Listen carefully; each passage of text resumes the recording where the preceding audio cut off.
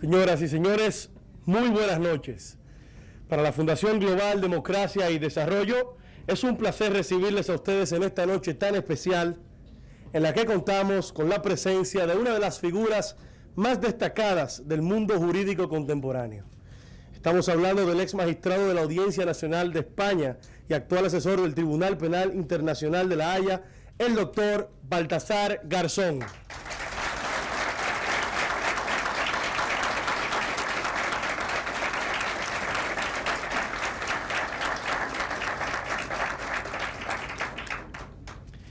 Antes de darle inicio a su conferencia titulada Verdad, Justicia y Reparación, vamos a escuchar las palabras de nuestro director ejecutivo, el doctor Marco Herrera, quien dará la bienvenida a nombre de Funglode.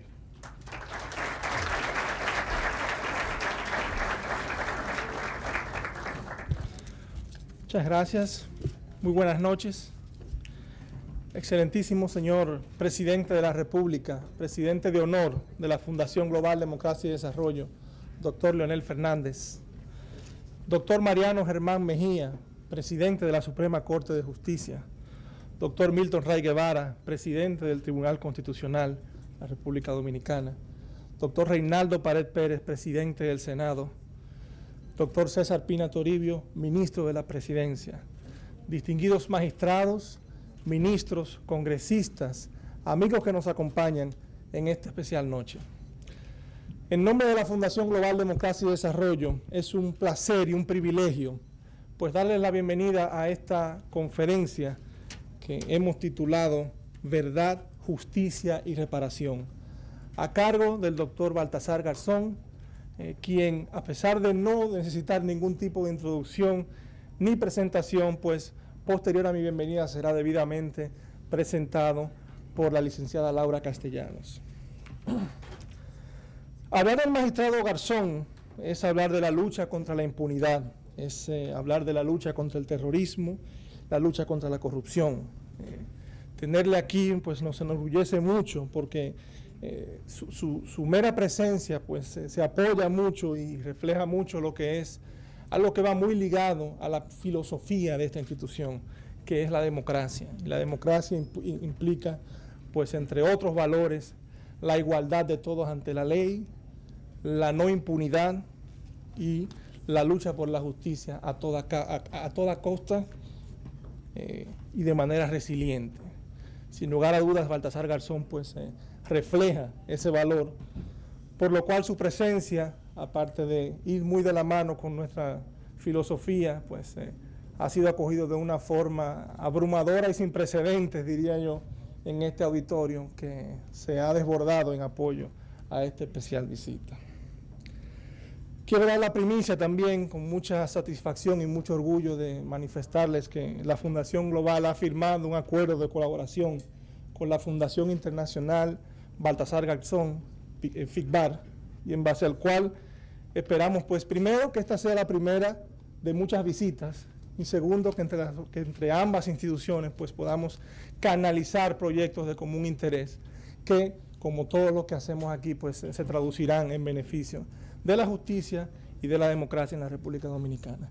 Reiterar nuestro agradecimiento a Baltasar Garzón por acompañarnos, reiterar a ustedes la bienvenida y el agradecimiento por su presencia esta noche.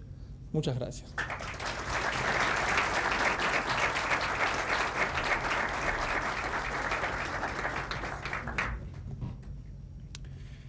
Y luego de las palabras de bienvenida de nuestro director ejecutivo, el doctor Marco Herrera, vamos a escuchar la intervención de la licenciada Laura Castellanos, quien es la coordinadora de la Unidad de Derecho del Centro de Estudio de la Democracia, quien presentará formalmente al doctor Baltasar Garzón.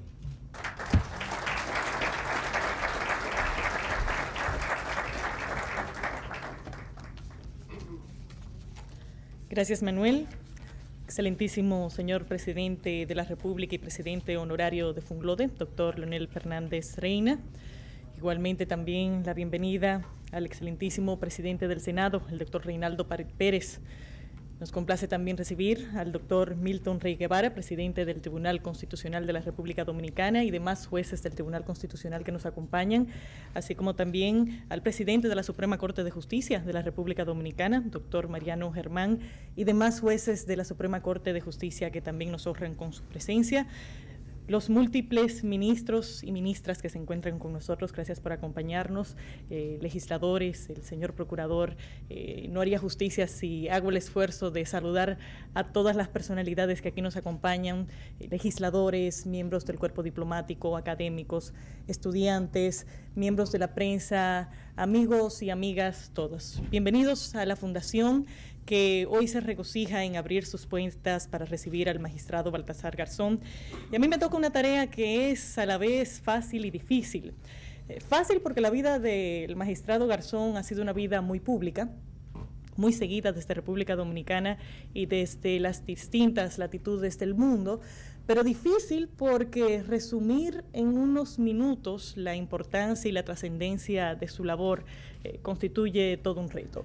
Y no le haría justicia si sencillamente me dedicara a enumerar los muchos méritos, los muchos logros y los muchos reconocimientos que ha acumulado a lo largo de su carrera, si no se pone en contexto cuál es el aporte sin parangón que ha realizado a un concepto con el que ya todos estamos familiarizados, pero que quizás a principios de los 90 resultaba casi una muestra sacada de tratados internacionales y de poesía jus internacionalista, pero que en la práctica encontraba muy poco espacio. Me refiero a la justicia universal.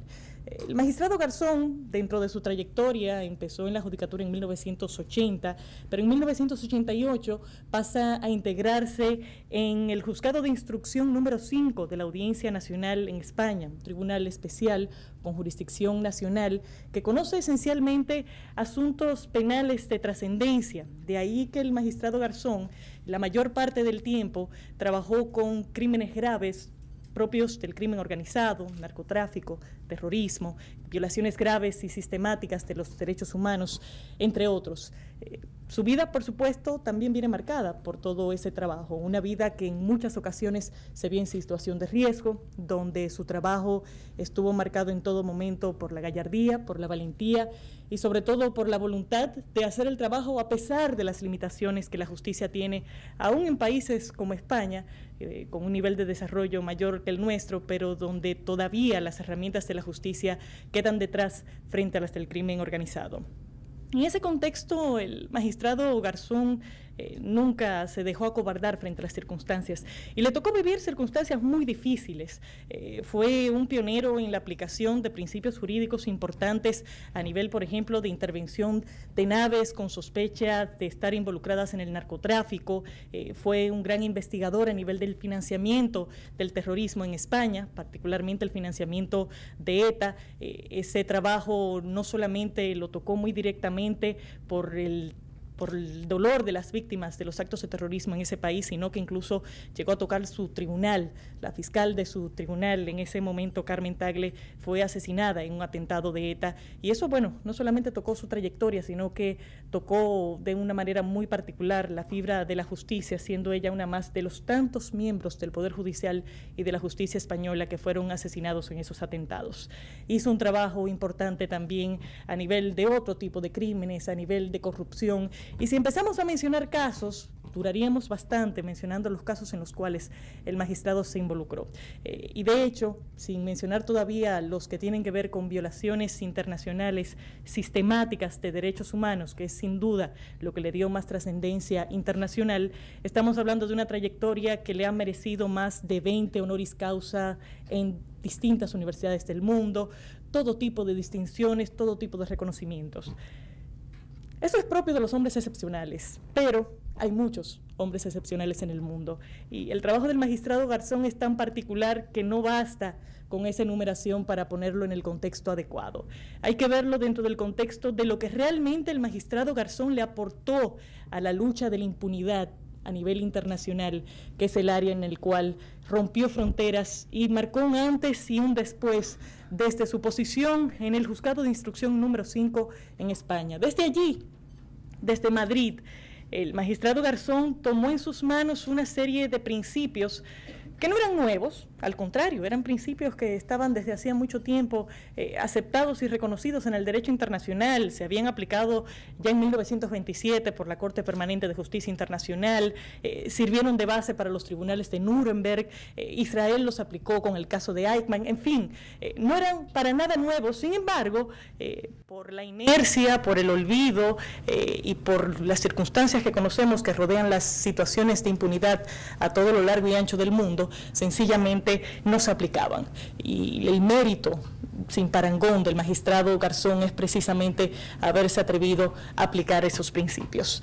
Esos principios le permitieron que el 16 de octubre de 1998, él tomara una medida que fue sencillamente el paso siguiente a una serie de investigaciones que iban desde 1996 y se referían a los casos relacionados a las víctimas de las tiranías, las dictaduras militares en Argentina y en Chile que iniciaron en los años 70. Las víctimas de estos países iban pululando por los tribunales del mundo y por algunos países con los que tenían más vínculos por una razón muy sencilla. En sus países no tenían justicia, no tenían acceso a la justicia. Habían leyes que creaban una situación total de impunidad. En el caso de Argentina, por ejemplo, las leyes de obediencia debida, la ley de punto final, los indultos de Carlos Menem, y todo eso creaba una situación en la cual sencillamente las víctimas estaban desamparadas. El gran mérito del magistrado Garzón no es haber acumulado todos esos reconocimientos a los que hice referencia previamente. Su gran mérito es haber escuchado a las víctimas, y así mismo él lo plantea en su obra Un mundo sin miedo. Víctimas que estaban ahí, que hacían el esfuerzo a las puertas de muchos tribunales, pero que nunca eran escuchados. El magistrado Garzón escuchó en 1996 cuando inició las causas contra los militares argentinos. De hecho, Adolfo Silingo fue arrestado en Madrid, emitió 66 órdenes de arresto internacionales contra otros militares argentinos, y luego en el 98 entonces toma la decisión que trascendió el mundo y que cambió la lucha contra la impunidad de ahí en adelante. Dio la orden de arresto internacional en contra de Augusto Pinochet, que en ese momento se encontraba en Gran Bretaña por un problema de salud. El magistrado quizás en ese momento no estaba totalmente convencido de lo que estaba haciendo. De hecho, tengo entendido que ese fin de semana se fue para Jaén, su pueblo natal, sin esperar que hubiera mayor reacción de las autoridades británicas. Fue su sorpresa cuando efectivamente hubo una reacción. Y no solamente hubo una reacción, sino que esa orden de arresto emitida en Madrid en 1998 ocasionó que se iniciara un proceso en Gran Bretaña en el cual intervinieron 2 decisiones de la Cámara de los Lores, ambas despojando a Augusto Pinochet de su inmunidad. Y a pesar de que el magistrado Garzón y a pesar de que España no tuvo la oportunidad de juzgar a Garzón, el mundo sí tuvo la oportunidad de ver la cara viva de la impunidad militar caer en arresto, y de ahí en adelante el mundo fue distinto. Y los hechos hablan por sí solos. De ahí en adelante Bélgica inició procesos en contra de Yerodia Nombasi en la República Democrática del Congo. De ahí en adelante se iniciaron otros procesos. En el 2005 la misma España adoptó una decisión que aceptaba iniciar procedimientos en contra de las masacres guatemalas, en una decisión sin precedentes. Y de esa forma sencillamente empezó una bola de nieve a nivel del ámbito internacional que todavía en el día de hoy no se detiene. No se detiene en general, aunque en algunos lugares ha sido detenido, y ese es el caso de España. De hecho, el magistrado Garzón, en su libro Un mundo sin miedo, tiene una frase que yo creo que refleja muy bien lo que pasa en este tipo de circunstancias. Él dice que cuando la justicia desbroza el camino, la política hace su entrada. Y de hecho, eso fue lo que pasó en el caso de la jurisdicción universal en España, aunque no así en el resto del mundo. Pero en España, luego de este proceso en el cual ese país asumió el liderazgo de la jurisdicción universal, empezó un proceso contrario, básicamente respondiendo a presiones políticas, donde se empezó a desmontar todo lo que se había logrado a través de esas decisiones y de esos compromisos que España responsablemente asumió en nombre de la comunidad internacional, ni siquiera en nombre solo del pueblo español, sino en nombre del colectivo de las naciones. Otros países mantuvieron el liderazgo Lamentablemente, España no. Y de forma paralela quizás a esa historia de la justicia universal, también siguió la historia del mismo magistrado Garzón, quien no pudiendo ser profeta en su propia tierra, no pudo regalarle a los españoles lo que sí les regaló a los chilenos y a los argentinos. En su momento, los chilenos y los argentinos pudieron ver iniciados los procesos de justicia en contra de los regímenes militares, y cuando el magistrado Garzón intentó hacer lo mismo en España por los crímenes del franquismo, se desató una ola de acusaciones que todavía siguen su tránsito en los tribunales. Y de esa forma, insisto, la política hizo su entrada para de alguna forma recortar este proceso, pero también cercenar la capacidad del juez Garzón de continuar su trabajo desde los tribunales de España en favor de la justicia universal. Por supuesto, al día de hoy todos sabemos que esos propósitos tuvieron éxitos, que al día de hoy el magistrado Garzón, para pena de España y para pena del mundo, no ocupa su gloriosa posición en el juzgado de instrucción número 5 de la Audiencia Nacional, pero sin embargo, esas fuerzas políticas, su lugar en la historia no van a poder cercenarlo.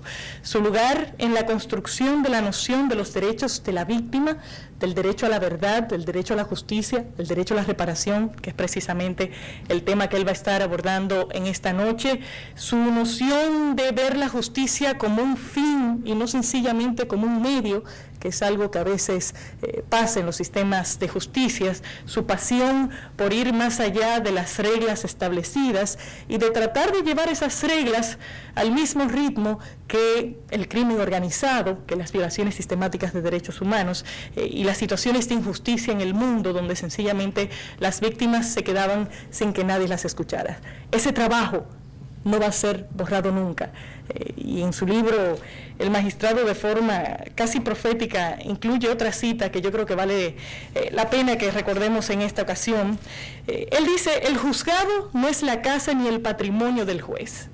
Y nada más cierto que eso en estas circunstancias. El patrimonio del juez Garzón es mucho más grande que el del juzgado de instrucción número 5 de Madrid, y los frutos de su trabajo van a ser reconocidos por muchas décadas, quizás no en España, donde no han parecido apreciar las fuerzas políticas, porque la población sí lo ha apreciado, pero en el mundo seguiremos proclamando porque haya más jueces como el magistrado Garzón, que puedan promover una auténtica justicia universal y un mundo que tenga menos miedo. Me complace presentarles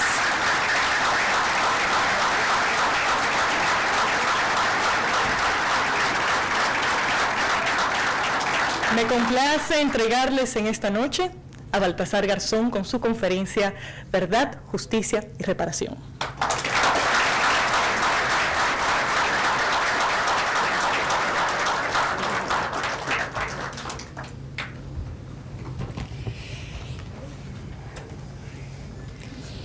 Excelentísimo señor presidente de la República Dominicana, autoridades judiciales, amigas, amigos, la verdad es que tengo que decir que Laura Castellano ha glosado mi actividad mucho más allá de lo que en sí mismo es, y le ha dado un énfasis que le ha llevado casi a decir que no me habían juzgado, y sí es verdad que lo hicieron, ¿no?, al confundirme con Pinochet. Ese lapsus linguis, no lapsus mentis, evidentemente me permite darle las gracias por esa presentación tan inmerecida y tan bien hecha como la realizada. Y también me permite empezar la conferencia, o esta puesta en común de algunas ideas, por un lugar que no tenía pensado hacer, y es por el principio de igualdad de los ciudadanos ante la ley.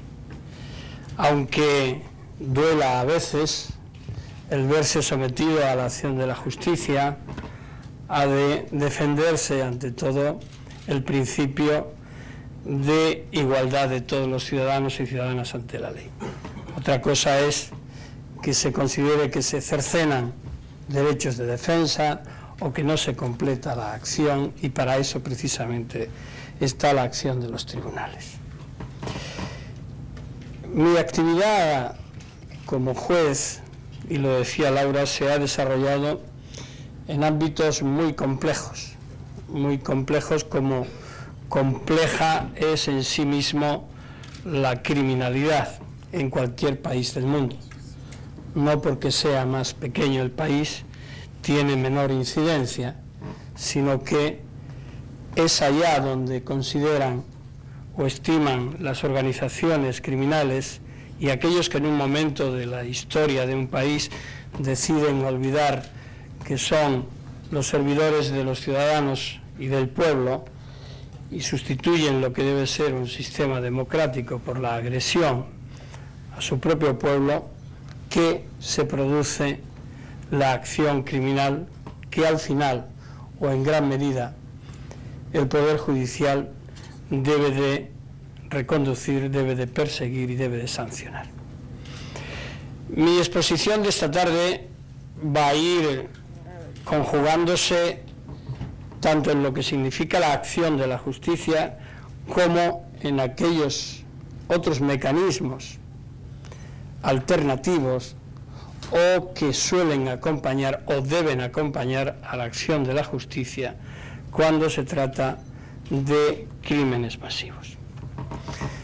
2005 fue un año importante por muchas cosas, pero desde el punto de vista de las víctimas fue un año especial porque las Naciones Unidas, en su declaración sobre los derechos de las víctimas, en los principios contra la impunidad, hizo por primera vez un elenco de cuáles son esos derechos de las víctimas que se concentran en tres pivotes fundamentales: el de verdad, justicia y reparación. Si analizamos bien esos tres conceptos, observaremos que en ellos se incluye absolutamente todo lo que se puede decir de o en favor de las víctimas. La verdad supone el restablecimiento, la conciliación de lo sucedido con la historia. La verdad será material, será judicial, será histórica, pero en todo caso se impone como un derecho de las víctimas a conocer, a saber lo que ocurrió. Y ese derecho se corresponde con la obligación, con el deber ineludible del Estado, de los Estados, de las instituciones nacionales e internacionales que conforman la comunidad internacional y nacional de cada país, respectivamente, de hacer lo necesario para que ese principio, para que ese derecho humano, reconocido como tal por Naciones Unidas, tenga lugar y tenga efectividad. El derecho a la justicia, inmediatamente ligado al anterior, es la esencia en sí mismo del Estado de Derecho. Todos los ciudadanos y ciudadanas tenemos derecho a la acción de un poder judicial independiente, imparcial, libre de influencia de otros poderes del Estado, lo cual no quiere decir que vaya o actúe por libre y al margen de lo que es el propio Estado democrático, porque forma parte de ese Estado y por tanto de la institucionalidad que tiene que dar protección a los ciudadanos. Esa justicia no siempre es absoluta. Hay un principio, como bien conocen los penalistas, que rige el derecho penal, y es el principio de intervención mínima. Es decir, se acude al derecho penal, a la justicia penal, cuando ya no hay otro remedio para solventar la situación. Pero ese principio de intervención mínima, en los casos que hoy forman el núcleo principal de esta charla, de esta conferencia, yo creo que se invierte y debe ser el principio de intervención máxima. Me explico, porque alguno dirá, qué barbaridad acaba de decir, ¿no? No, no es barbaridad, es sentido común. Es decir, frente a la masividad de crímenes como el genocidio, como la lesa humanidad o como crímenes de guerra, la justicia de los estados y la justicia internacional no se puede inhibir. No puede aguardar a ver qué sucede por otros medios, sino que cuando está clara esa acción masiva criminal, debe de ser proactiva, debe de ser la primera institución que pone en marcha su actividad para proteger a las víctimas.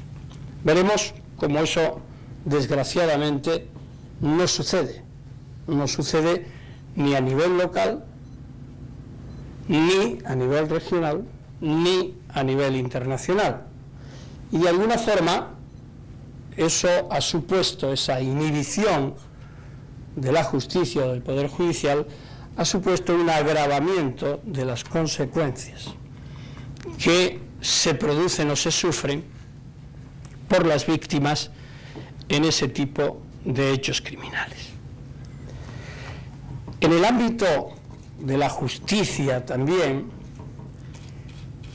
existe o se ha desarrollado lo que Laura comentaba como la justicia universal, que se completaría con el principio de jurisdicción universal, y es precisamente un mecanismo más de protección de la víctima que ahora trataré de esbozar muy someramente.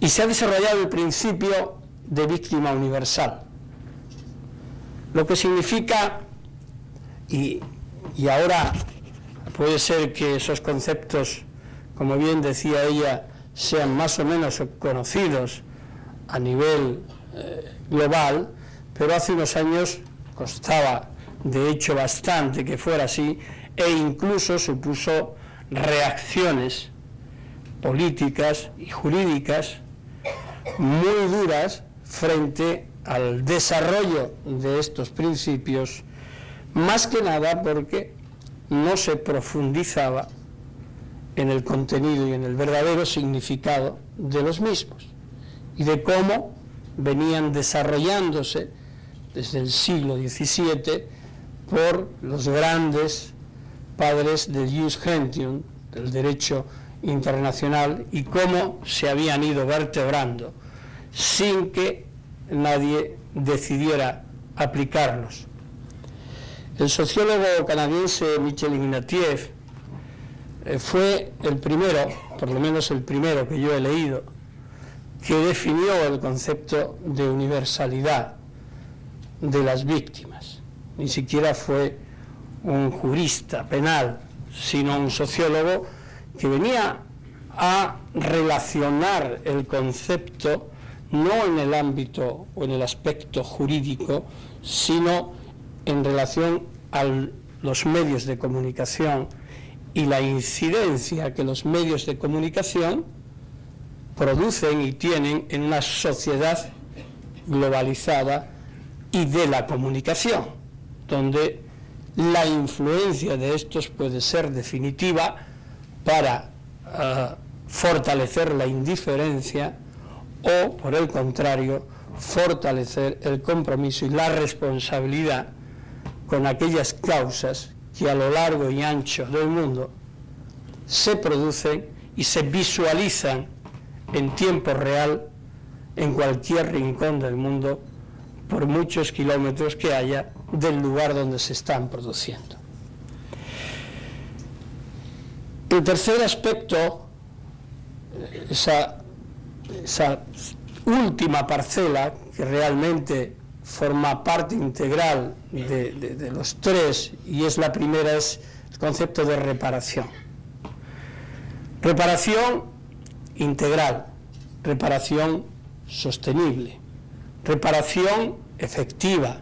En definitiva, lo que significa este concepto es que la víctima, que no puede ser completamente reparada, por obvias razones, y cuando se trata de pérdida de bienes jurídicos esenciales como la vida, debe de ser, en cuanto víctima, y aquellos que suceden en esa posición, resarcida de la forma más completa posible. Cuando he dicho integral y sostenible, me quiero referir a que en muchas ocasiones los estados, los sistemas jurídicos, a la hora de definir la reparación de las víctimas, y cuando incluso se dictan leyes de protección de las víctimas, olvidan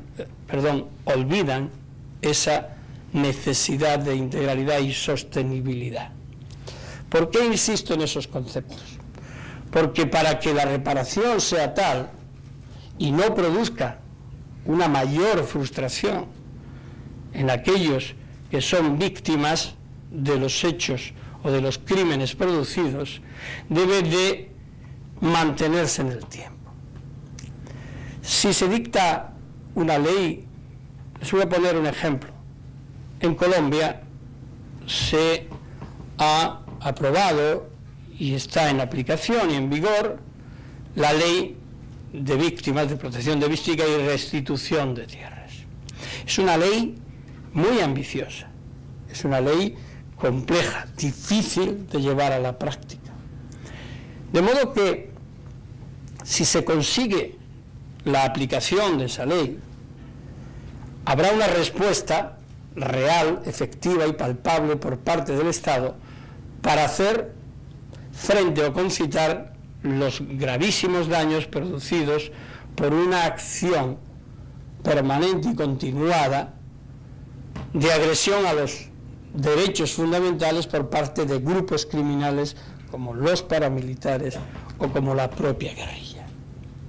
Sin embargo, si esa ley fracasa, aparte de la eventual incidencia que tendrá en aquellos que han propuesto esa ley y que vinculan su capital político a la misma, produciría o puede producir una de las mayores frustraciones en las víctimas, que ven cómo esos derechos que se proclaman como paradigmas de la esencial restitución que fue mancillada con la agresión previa, se frustra.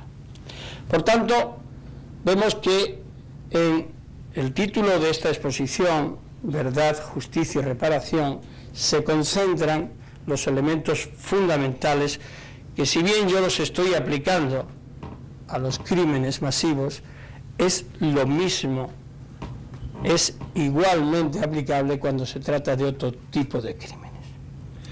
Pero, hecha esta formulación de este derecho fundamental, así reconocido a partir de 2005, surgen las primeras cuestiones. La verdad tiene que ser absoluta. ¿Hasta dónde llega el derecho a la verdad? ¿Cómo se conjuga la verdad con el olvido? ¿Cómo y hasta qué punto se puede conjugar la verdad con el interés político de un momento determinado en un país concreto? Por ejemplo, en España. En España, durante más de 70 años, no se ha hablado para nada, ni de verdad, ni de justicia, ni de reparación de las víctimas del franquismo. Nunca se habló de ello. Se pudo hablar o escribir algunos pensadores, historiadores, pero durante el franquismo a nadie se le ocurría, evidentemente, hablar, ni se atrevían, entre otras cosas, o no nos atrevíamos a hablar de esto por razones obvias. Durante la transición se extendió una especie de manto de silencio tácito o expreso, no lo sé, pero real, y tampoco se trató este tema. Es más, cuando las víctimas intentaron, allá por el año 1981, empezar a hablar de este tema, la Constitución es del 77, vino un intento de golpe de Estado. De nuevo, el miedo y el silencio se instaló en forma definitiva, ya en plena democracia, y superado ese intento de involución, pero al contrario de lo que debería haber producido, que era la apertura en el discurso sobre la verdad, se produjo la reacción contraria. De modo que comenzó una fase que dura hasta el año 2000, prácticamente, en el que tampoco se vuelve a hablar de este tema. Y por primera vez, en una concreción legislativa mínima, necesaria pero mínima, se produce en 2006 la primera ley de memoria histórica, una ley administrativa en la que se reconoce el derecho de las víctimas a buscar a sus familiares, pero sin demasiadas facilidades, como se ha demostrado con las dificultades que la propia ley de memoria histórica recibió.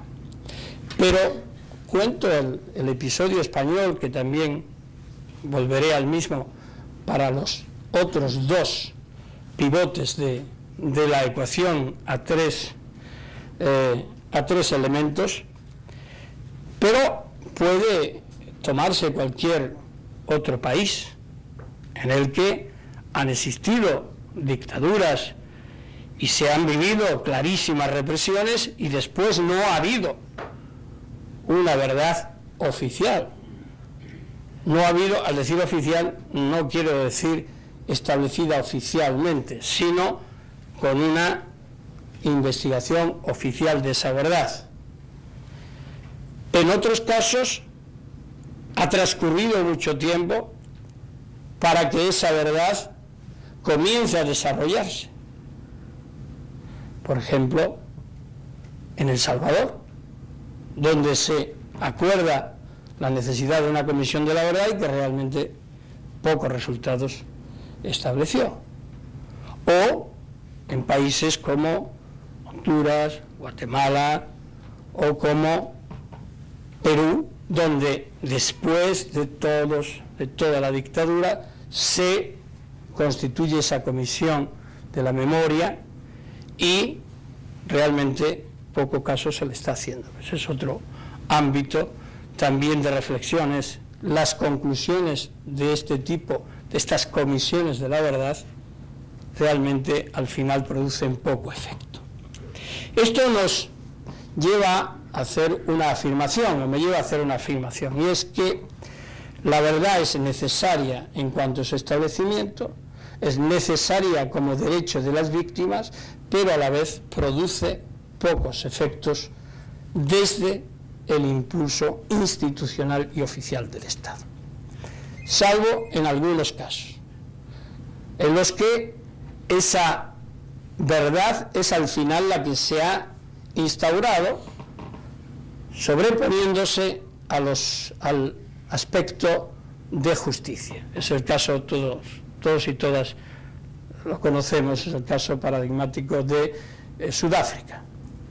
La Comisión de la Verdad y la Reconciliación de Sudáfrica es el ejemplo que más nos vale, junto con otros mixtos como el de Sierra Leona y otros países. Pero claro, el tema de la Comisión de la Verdad y la Reconciliación de Sudáfrica, que tiene una importancia muy grande a nivel internacional, contó con un elemento que solo existe en Sudáfrica, y se llama Nelson Mandela. Evidentemente, la credibilidad de Nelson Mandela a la hora de proponer una comisión de la verdad era toda. Después de 29 años en la cárcel y de estar laminados todos y cada uno de los derechos y la segregación por el apartheid, postular una reconciliación de ese alcance, obviamente tiene toda la credibilidad, no así en otros casos. ¿Cuánta justicia? ¿Hasta dónde llega la justicia? Penal, me refiero. ¿Es el elemento básico? ¿Es el definitorio? ¿Es la justicia, con su balanza y sus ojos cerrados, la que va a establecer la sanción definitiva que va a traer paz a las víctimas que ya ven completado su segundo derecho junto al de la verdad, también el de la justicia? Y en ese contexto, ¿qué ocurre cuando la justicia no es posible? Cuando es negada, es decir, cuando existe impunidad, cuando es prohibida, cuando es excluida o, siendo permitida, ¿hasta qué punto? Ahí entran en juego cuestiones fundamentales que se están viendo hoy día en países de nuestro entorno, como es nuevamente el de Colombia. Colombia, y lo cito porque es el ejemplo vivo más impresionante y más inverosímil que se está produciendo hoy día, por la complejidad del mismo y respecto del cual tengo mucha proximidad, porque actualmente mi trabajo se concentra precisamente en la misión de apoyo al proceso de paz en Colombia, ya desde hace un año, y por ende conozco más próximamente todo este problema y este fenómeno, y es el de la justicia transicional y su conjugación con los principios de justicia ordinaria o impunidad. El debate internacional al respecto no es solo vivo, sino permanente.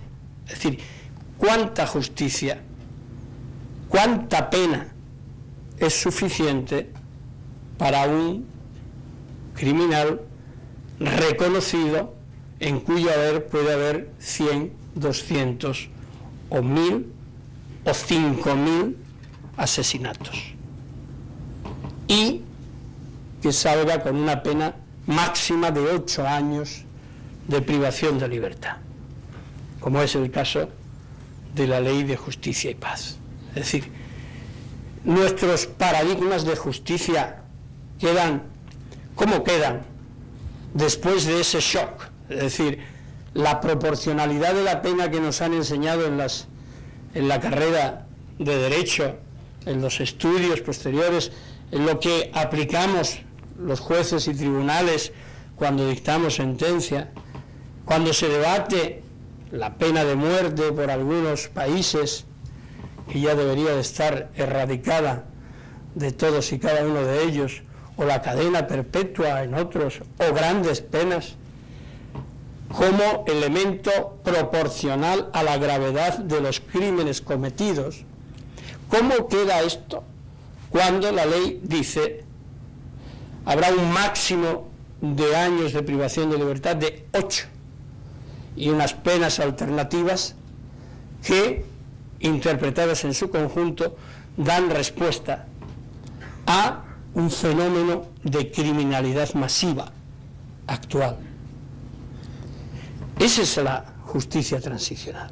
Es decir, ¿cómo convencemos, cómo se convence a las víctimas de que uno de sus derechos, que es el de la justicia y su máxima representación en la justicia penal, que es la pena proporcional, puede verse reducido hasta unos límites que algunos consideran inaceptables, aunque jurídica y constitucionalmente están reconocidos como tales, y pretendemos que sean asumidos por las víctimas. Evidentemente, cuando esto sucede, la única posibilidad de que las víctimas asuman esa reducción en la proporción que deben de ser restituidos con la privación de libertad es que se cumplan al 100% los otros dos aspectos de la ecuación, es decir, la verdad y la reparación. Y dentro de ese límite, que la justicia se aplique al menos con efectividad, contundencia e integralidad. El tercer aspecto, el de la reparación, obviamente su propia expresión indica el significado de la misma. Debe de aspirar a la integralidad, debe de no solo ser sostenible, sino establecer los medios y mecanismos para que las instituciones del Estado puedan dar lugar no solo a la reparación individual, sino a la colectiva, porque también a la colectividad se ha atacado con este tipo de crímenes masivos. Y en esa dinámica nuevamente comienzan a reproducirse todos y cada uno de los problemas de cómo garantizar que las víctimas no solo estén protegidas, sino además que se les provea de un mecanismo de suficiencia para el futuro. Porque, por ejemplo, y volviendo al caso colombiano, si hablamos de desplazamientos forzados de personas, hay 4,5 millones de personas desplazadas como consecuencia del conflicto interno colombiano. 4,5 millones. Es decir, ¿cómo conjugamos esto? ¿Cómo movemos? ¿Cuántas familias desplazadas, destruidas? ¿Cómo se restituye esto? ¿Y cómo restituimos en el ámbito estrictamente material? ¿Cuándo? De bienes se trata, y ha habido todo un mecanismo de ingeniería y de arquitectura financiera que han determinado que todos y cada uno de esos bienes no estén dispuestos para ser reintegrados. Unos están con cargas y gravámenes hipotecarios o de otro orden que los hacen prácticamente inútiles para la reparación. Otros están titulados a nombre de testaferros o prestanombres, o llámesele como se quiera. Otros están en los tan nombrados y nefastos paraísos fiscales, que eso nos daría para una conferencia bastante larga e interesante, sobre todo en los tiempos que vivimos de crisis económica y en la inhibición de instituciones como la Unión Europea para erradicar esos fenómenos y esos paraísos. Y claro, si esto es así, nos lleva a otra derivada. Y me paso al concepto de otra vez, o al elemento de justicia. ¿Qué tipo de justicia? He hablado de cantidad de privación de libertad. He hablado de crímenes de guerra, de crímenes contra la humanidad, de crímenes de genocidio. Pero ¿qué ocurre con los crímenes que dan lugar a estos crímenes? Es decir, ¿qué ocurre cuando estos crímenes van ligados a la explotación arbitraria de recursos naturales o masiva, la explotación de esos recursos a través de mecanismos de corrupción internacional? ¿O qué ocurre cuando esos conflictos se producen y se desarrollan a través del comercio ilegal de armas? ¿Qué sucede con el lavado de activos que se desarrolla casi sistemáticamente en conjunto con este tipo de crímenes? Para eso, desgraciadamente, todavía la comunidad internacional no ha descrito un escenario jurídico universal. Y tenemos que acudir a todos y cada uno de los países y a las regulaciones que establecen.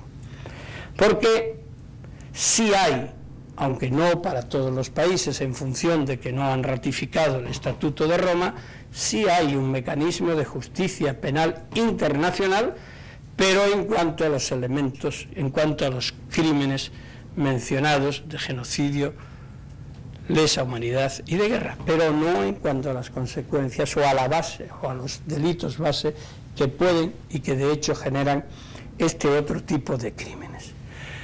Si les pongo un ejemplo, lo van a entender fácilmente aquellos y aquellas que no sepan de demasiado de derecho. En 2004, si no recuerdo mal, hubo un informe de Naciones Unidas que hacía referencia a Uganda y a cómo Uganda había atendido el pago de su deuda externa y cómo había conseguido que ponerse al frente de lo que era la comunidad africana.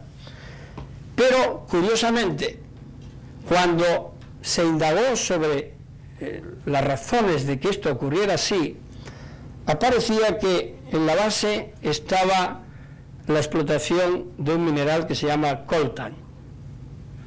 El coltan, yo tengo que reconocer, alguna vez lo he contado, lo he dicho, yo no sabía lo que era el coltan en ese momento, y lo que hice fue pues preguntar. Como mi mujer es bióloga, pues le pregunté qué era el coltan, y ya me explicó, dice, es un mineral. Digo, sí, hasta ahí llego. Pero es un mineral que está en la base de lo que es la esencia para la construcción de los microchips. Es decir, que no tendríamos teléfonos celulares, ni ordenadores, ni nada de esto si no fuera por el coltan, ¿no? ¿Qué es lo que había ocurrido? Las 30 y tantas empresas que aparecían como los principales motores para que esa recuperación de la deuda externa se produjera en Uganda, habían sido explotadoras, la mayoría de ellas ilegales, de coltan en Congo, no en Uganda. En Uganda no hay minas de coltan, están en la región de los Grandes Lagos. ¿Y qué sucedió en la región de los Grandes Lagos? Pues fue el lugar donde ha tenido uno de los mayores genocidios en forma sostenida desde hace ya más de 20 o 25 años. Es decir, la explotación del coltan como recurso natural básico existe en ese país y en Colombia. No hay demasiados países más que tengan este mineral. Pues estaba en la base. ¿Y qué ocurrió? ¿Se ha juzgado a esas empresas por esa explotación ilegal del mismo? No. Por tanto, falta esa gran parte de acción por parte de la justicia en ese ámbito. Bien. ¿Qué ocurre también? Es decir, nosotros ofrecemos a las víctimas, pero ¿cuál es la participación de las víctimas? ¿Cómo se observa o se percibe la participación de las víctimas? ¿Es asumida? ¿Es aceptada?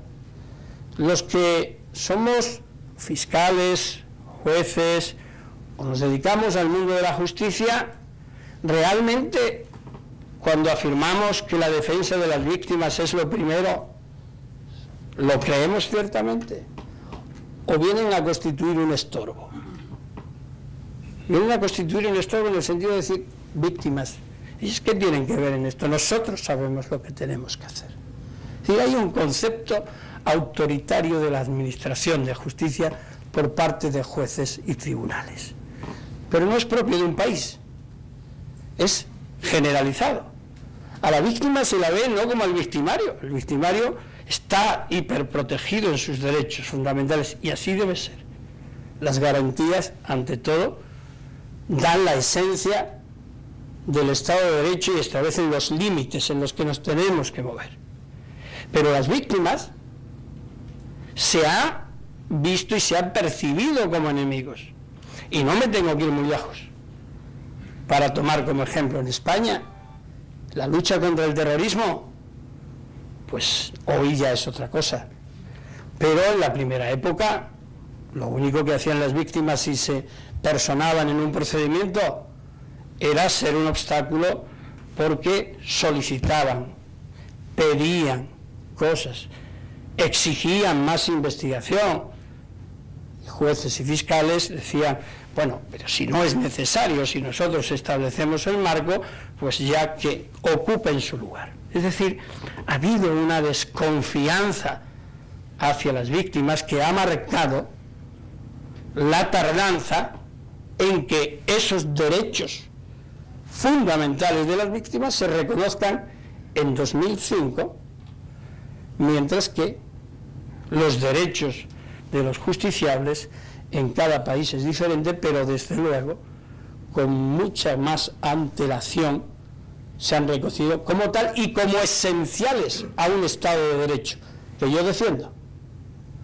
Pero tenemos un déficit importante en el reconocimiento de los derechos de las víctimas, hasta el punto de que hay muchos países en que todavía no existe un estatuto de la víctima, no existe una ley de protección integral de las víctimas. No hay mecanismos que establezcan cuáles son los cauces para que las víctimas puedan participar en la acción de la justicia. O incluso se les prohíbe. En Estados Unidos, ¿sabéis? Es imposible, la acción penal no puede ser iniciada por un particular. Y en muchos países más. Es decir, el monopolio de la acción penal está en poder del Estado, en poder del procurador o del fiscal o del poder judicial en general, o en el amplio sentido.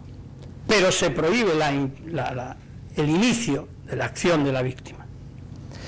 Incluso en el Estatuto de Roma, en un principio, más o menos así se estableció. Fue una conquista de la sociedad civil a través de las organizaciones de defensa de derechos humanos, y en particular de las 1.100 organizaciones que por primera vez se pusieron de acuerdo en apoyar el Estatuto de Roma, las que consiguieron que esa participación se produjera. Por tanto, realmente todavía el Estatuto de las Víctimas, la defensa de los derechos de la víctima, es algo que está todavía por conseguirse y por asimilarse como tal. Por ejemplo, en el caso español. En el caso español, dentro de lo que son los que se han conocido como los crímenes del franquismo. Al final, lo que el Tribunal Supremo español ha establecido, por una parte en la sentencia en que se decretaba la absolución del juez que había investigado esos hechos, es decir, de mí, y en una resolución posterior aclarando, desarrollando esa sentencia ya en el concreto procedimiento que habían iniciado las víctimas, es que a lo único que tienen derecho las víctimas en España, las víctimas de más de 250.000 desaparecidos entre 1936 y 1951, incluidos los denominados niños robados del franquismo, 30.000 niños que fueron secuestrados, que fueron robados a sus familias republicanas porque no cumplían los cánones de moralidad para educar a sus hijos, y el nuevo régimen se los sustrajo, dándolos en adopción a otras familias de buen afecto e intención nacional con el nuevo movimiento. Eso está ahí, y hay gente que está viviendo y que está recuperando, que vive y que está recuperando su identidad, personalmente y con mucho esfuerzo. ¿Qué es entonces lo que le ha quedado a las víctimas? A las víctimas le ha quedado la posibilidad, faltaría más, de que pueden buscar a sus seres queridos. Eso es, al final de toda esta historia, la justicia española lo que ha venido a reconocer es lo que es un derecho humano, un derecho fundamental ya bastante tiempo antes existente. Para ese viaje realmente no se necesitaban esas alforjas, pero es una realidad. Es decir, la lucha por los derechos de las víctimas no es nada sencilla. No lo ha sido nunca y no lo va a seguir siendo cuando se trata de este tipo de crímenes. ¿Y por qué?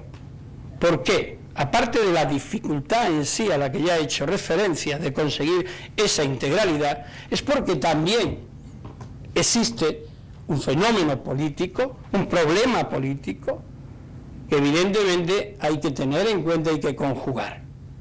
Es decir, ¿cómo equilibramos en un momento determinado el derecho a la paz en un conflicto interno con el derecho a la justicia, a la reparación y a la verdad? Es el elemento que me faltaba por introducir. Es decir, ¿qué se entiende por una paz o por paz para un pueblo?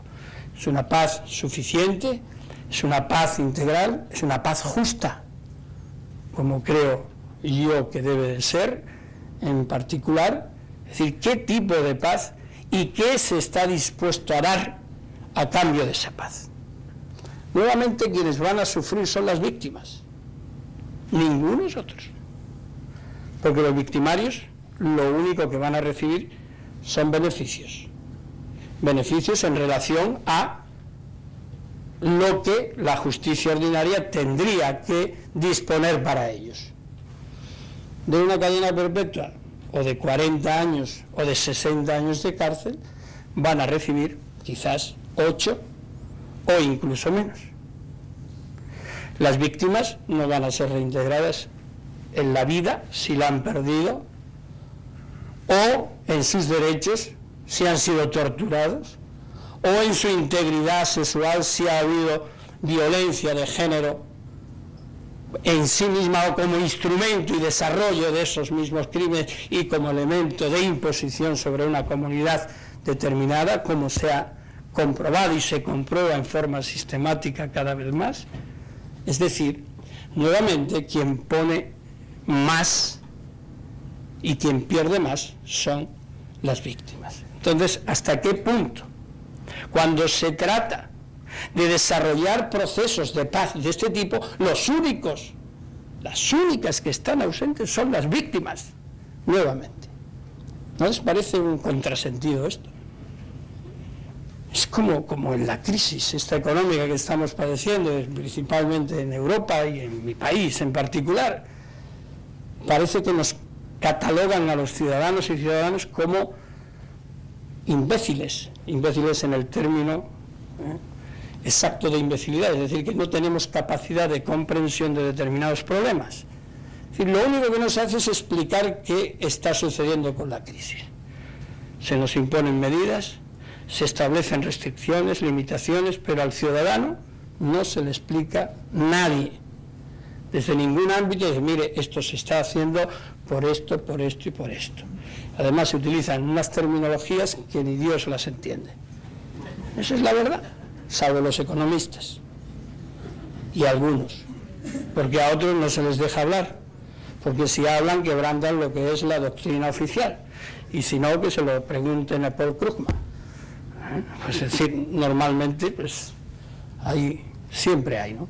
A lo largo de la historia de la humanidad hay personas o intelectuales que están marginados. Luego, cuando pasa el tiempo, años después, dice, si hubiéramos echado cuenta de aquello que se nos decía, pero eso es la condición del género humano.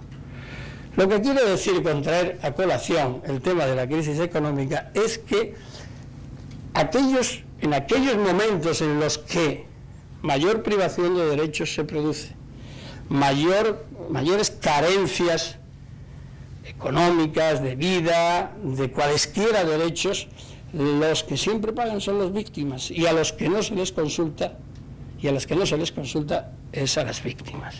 Entonces yo creo que, y con esto termino, el gran desafío de todos y cada uno de nosotros, los juristas en primer lugar, es entronizar definitivamente el derecho de las víctimas, y un derecho integral, un derecho no solo a recuperar el bien que te sustrajeron en un momento, sino a participar de ese proceso en el que esa definición se tiene que producir. Eso no significa otorgar a las víctimas el título de doctores en Derecho, que quede bien claro. Es decir, también se produce el fenómeno de que, como consecuencia de este tipo de hechos, las víctimas son, por algunos considerados, como fuente de referencia doctrinal. No es ese el papel que les corresponde a las víctimas. Para eso están los juristas y para eso están los expertos, que a su vez protegerán esos derechos de las víctimas. Pero, insisto, lo que no se puede hacer es prescindir absolutamente de la participación de las víctimas a la hora de definir sus derechos fundamentales a la verdad, a la justicia y a la reparación. Muchísimas gracias.